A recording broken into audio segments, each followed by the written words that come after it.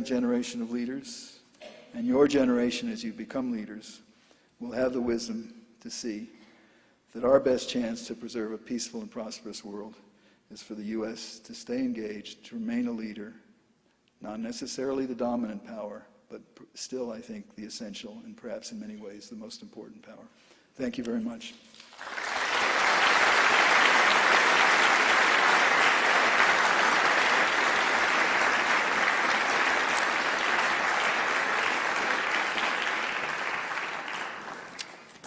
Thank you for that address, Ambassador. Now we'll begin with Q&A on the left-hand side. We have exactly 20 minutes, so please try to keep your questions under 30 seconds. Thank you. Go ahead. Greetings, Dr. Wolfowitz. First, I'd like to thank you for extending us here the courtesy of your time. My name is Jeffrey Damon Capella. I'm a national security consultant in D.C., a lifelong Republican and unapologetic neoconservative. Congruently, I'm a very big fan of your work, both in the U.S. national security and interests. That said, my question centers around the general frustration I have, specifically the impact internal political distance, advocation of demonstrably suboptimal public policy of non-interventionism has had on the time-critical and decisive and subsequent efficacy of United States interventionist foreign policy. I was wondering if you would touch upon your thoughts and experiences during your time as Undersecretary of Defense surrounding the impact that internal political distance have had specifically regarding national will and subsequent efficacy of the United States interventionist foreign policy, as well as what steps the United States might include to insulate United States policy and decision-making from political warfare and lawfare campaigns in the future. All in 35 minutes. But I want to say something, because you said neoconservative. You're welcome to label yourself neoconservative if that's the way you feel. I have to say, apart from, or maybe partly because the term is abused so much, but what really offends me is neoconservative domestic policy has a very clear meaning. It's people who were of liberal inclinations but came to a conclusion, more or less, that market mechanisms are the best way to achieve liberal results. So they change the way they think. My feeling, I told you I was for John Kennedy in 1960. My feeling is, I don't mean that I've never changed the way I think, but the way I think about foreign policy is in the tradition of Harry Truman, John Kennedy, Senator Henry Jackson of Washington State, and Ronald Reagan. And if you know who those people are, you know it's 3 Democrats and 1 Republican. We have moved our foreign policy spectrum way away from the center. What used to be mainstream, what John Kennedy stood for. I don't like these slogans, but peace through strength and promoting democracy isn't some crazy neoconservative notion. So anyway, it's important to say that, not to correct you. Look, I'm going to try to take just one cut at the question you asked, because I really do believe that a lot of damage was done to the country and to our position in the world by a certain line of irresponsible criticism of the war in Iraq. It doesn't mean that people shouldn't criticize the war. There's plenty of, I could criticize many things about it, and I can respect people who say the whole thing was a mistake. And certainly when you visit with Gold Star families, which are families who've lost people in the war, or the severely wounded, every time you have to ask about the price of it all. Those are legitimate issues. But I think enormous damage was done by a completely false argument, the notion that President Bush lied. And many of the politicians who make that argument, and I won't name names, but they're still in important positions, they're prominent senators, believed exactly the same intelligence. They know what the intelligence said. They know it wasn't a matter of lying. They can say it was a mistake, they can try to figure out. But to say that the President of the United States took an action like that, knowing that it was based on an untruth, is itself profoundly untrue. And I guess one lesson I take from that is that when I talk about President Obama, you may have noticed I didn't use his name, but I said good work in Libya, bad work in Syria. I'm not trying to question his patriotism or his motives. I'm trying to judge his actions on their merits. And I think the more we can try to stick to that high ground, there's plenty of room to argue and debate, and you can even feel very passionate about it, but just try to stay honest. Go ahead, on the right-hand side. Dr. Wolfowitz, the main, I guess, conflict that is now capturing much of the concern of the American public is the tension between Iran and Israel.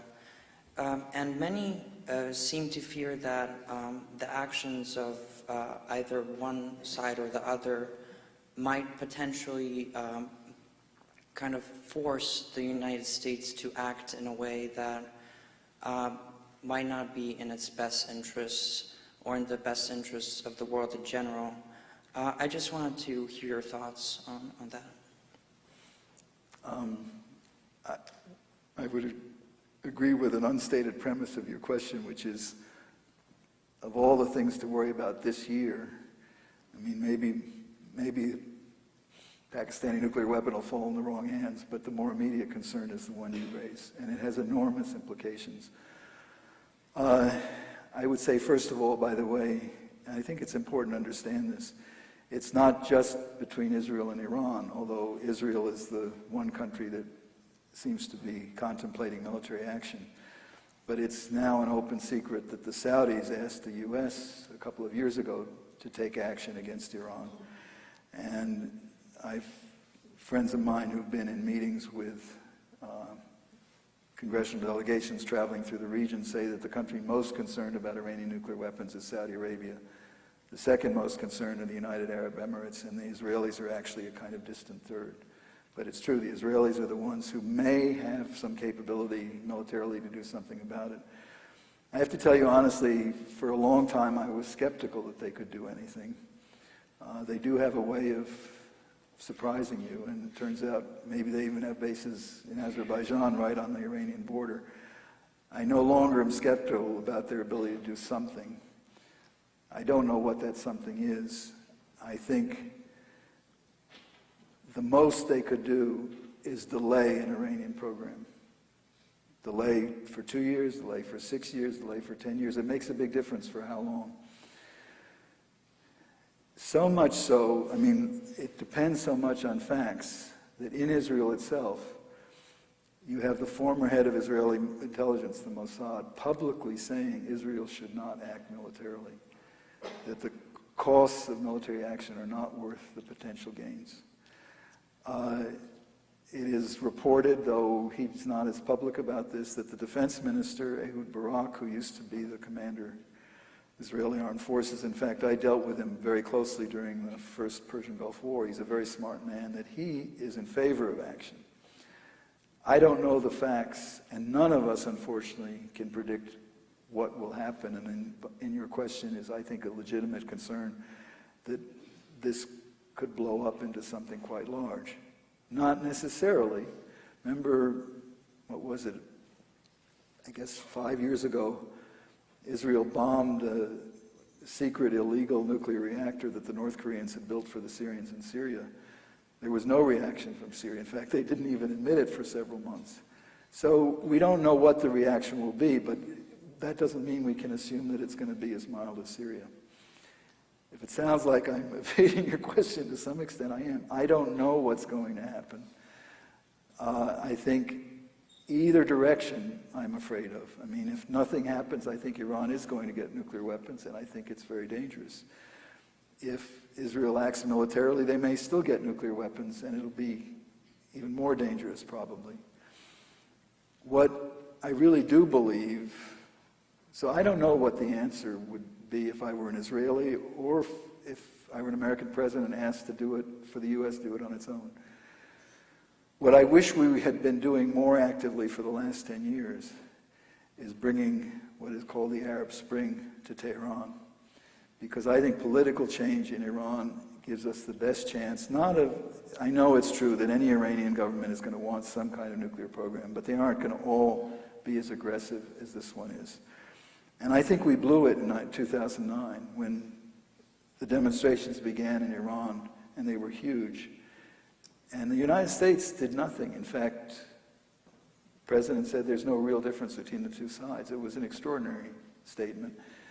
And I think it's another example of what I'm saying of, well, we're sort of afraid of our own leadership. We're afraid that if we speak up too actively on someone's behalf, we'll hurt them. Well, it's a misjudgment. And I just conclude, I'm a bit far from your Iran question, but these events of the last year, I think, have shown that even many Arabs who don't like American policies and may even not like the United States all that much, still like the kind of political system we have and would like it for themselves. And when President Obama spoke in Cairo in June, just before the outbreak in Tehran, spoke at Cairo University, he said, I want to talk about 7 subjects. He probably did it in less than 35 minutes. Anyway, 7 subjects.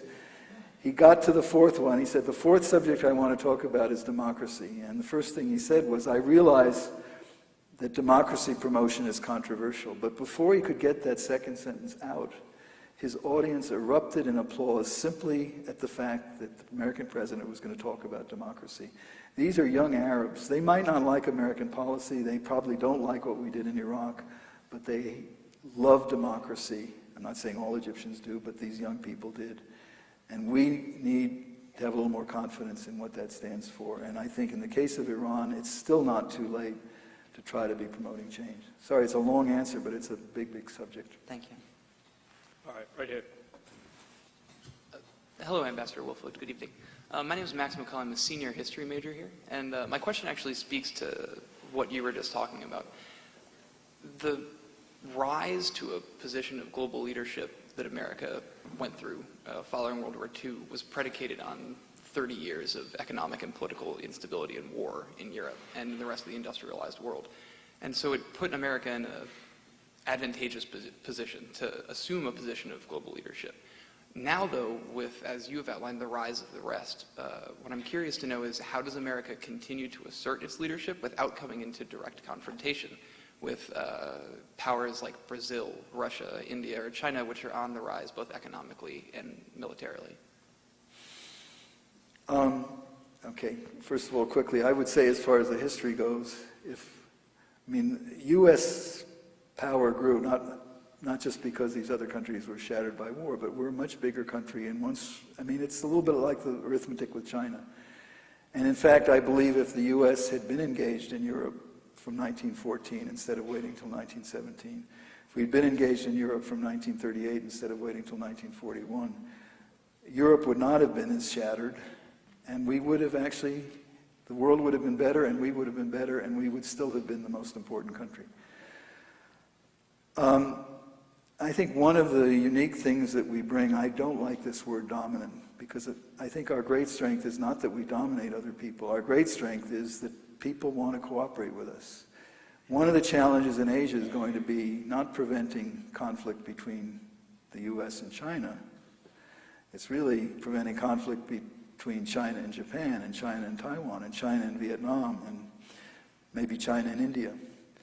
And I think that kind of conflict, you can take a view, okay, that's their problem.